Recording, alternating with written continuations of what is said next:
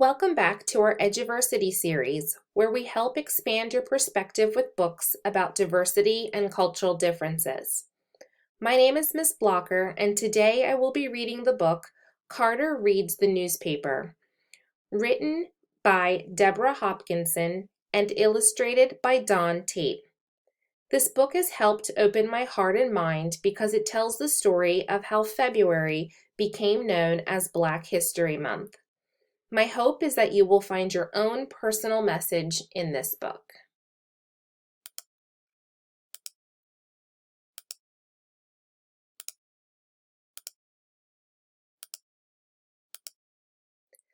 Each February, we celebrate Black History Month, a time to honor heroes like Harriet Tubman, Rosa Parks, and Martin Luther King Jr. But there's one hero we sometimes forget. Carter G. Woodson didn't help people escape from slavery, start a bus strike, or lead a movement of millions. Yet without him, we might not have Black History Month. This is his story. Carter was born on a small farm in Virginia in 1875, 10 years after the end of the Civil War. Carter's parents, James Henry and Anna Liza, were born into slavery, and Carter grew up hearing about their lives. The stories they told weren't part of any history book, but Carter kept them in his heart.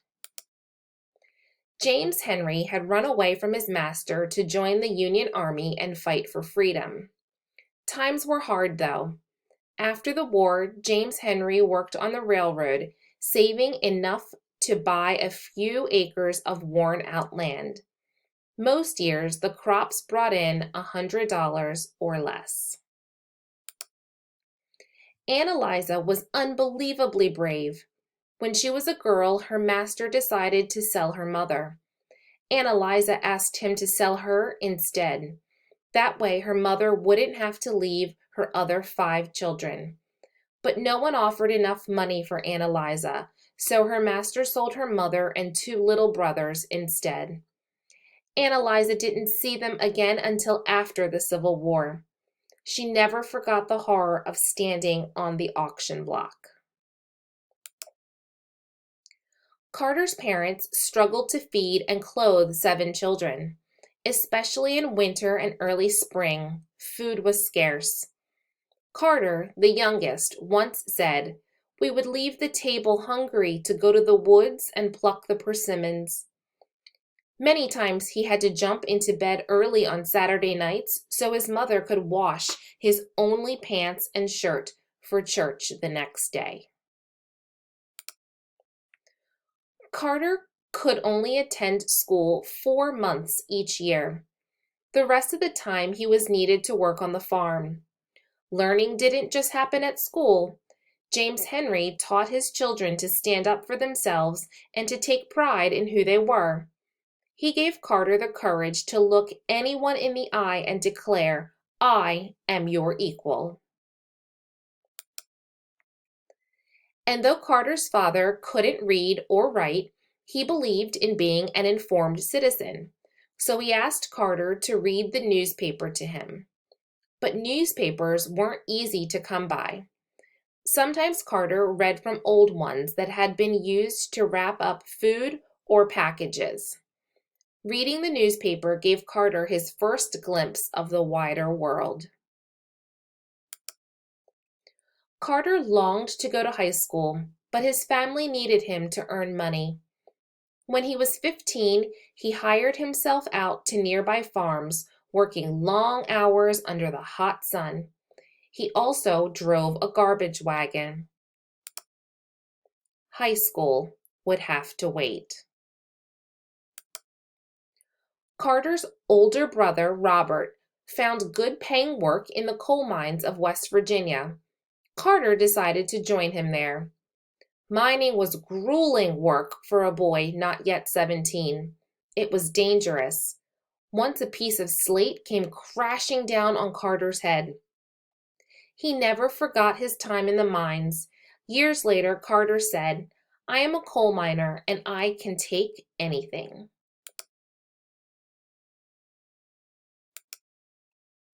In this harsh place, Carter met a man named Oliver Jones. You'd have to look hard to find Oliver's name in a history book, but in that small mining camp in Fayette County, West Virginia, Oliver did something important. He changed one life, and that life changed many. Like Carter's father, Oliver was a Civil War veteran who believed in education. As a soldier who had been at the Battle of Appomattox on the final day of the Civil War, Oliver had fought for freedom and equality. He was still willing to do his part to further the cause, said Carter. Each evening, after working in the mines, Oliver threw open the doors of his little house to the other miners. He made his home a reading room, filling it with books by African American writers and with newspapers from all over the country. He sold ice cream and fruits, all at prices the men could afford. At first, Carter just went for the food, but that changed. Carter said, "When Oliver Jones learned that I could read, he soon engaged me to inform him and his friends as to what was in the daily newspapers." Carter was happy to oblige. He liked reading the newspaper. Besides, he said later, "I always enjoyed nice things to eat." Carter admired Oliver. He was a well-educated man, but he could neither read nor write, said Carter. He learned through others. Carter began to learn in the same way. Carter had longed for school. Life at Oliver's tea room turned out to be school of a different kind. When Oliver and the other miners had questions about something Carter read in the newspaper, it was Carter's job to research the answers. If a Civil War veteran was in the news, Oliver wanted to know all about the man. I had to look him up in books, inform my friends as to what battles he had fought, said Carter.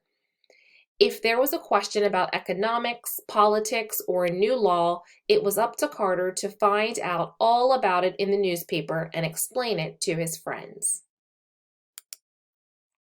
Carter was inspired by Oliver and this circle of men committed to freedom, equality, and knowledge. Men whose own life stories would never be in history books. And so the seeds of Carter's own life work began to grow. My interest in penetrating the past of my people was deepened. Carter worked in mines for 3 years. When he was 20, he moved home to Virginia to start high school. He finished in just 2 years. Carter went on to college and became a teacher. He continued to study and work, earning a master's degree when he was 33.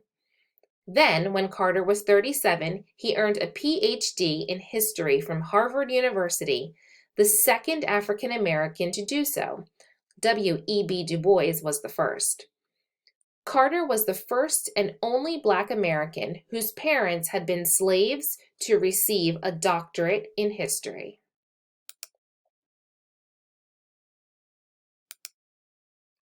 At Harvard, so the story goes, one of Carter's professors said that Black people had no history. Carter remembered his father's pride, his mother's courage, and Oliver's determination to learn. He remembered reading the newspaper. Carter spoke up. No people lacked a history, he said. The professor challenged Carter to prove him wrong. The rest of his life, Carter did just that. In 1926, he established Negro History Week. Later, it became Black History Month. Carter chose the second week of February to mark the birthdays of Frederick Douglass and Abraham Lincoln. Today, our entire nation celebrates Black History Month, and we honor Dr. Carter G. Woodson as the father of Black history. But in 1926, Carter was alone with his new idea. He had to blaze a trail. He had to spread the word at a time when there were no computers or internet or television. So Carter sent pamphlets about Negro History Week out to schools, colleges, churches, and women's clubs. And of course, he sent notices to newspapers.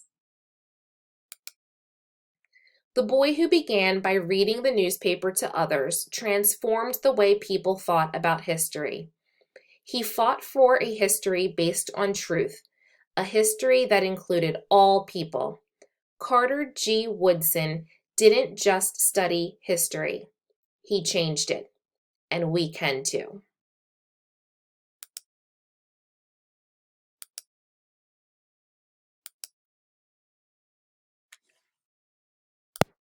Here are a few discussion questions.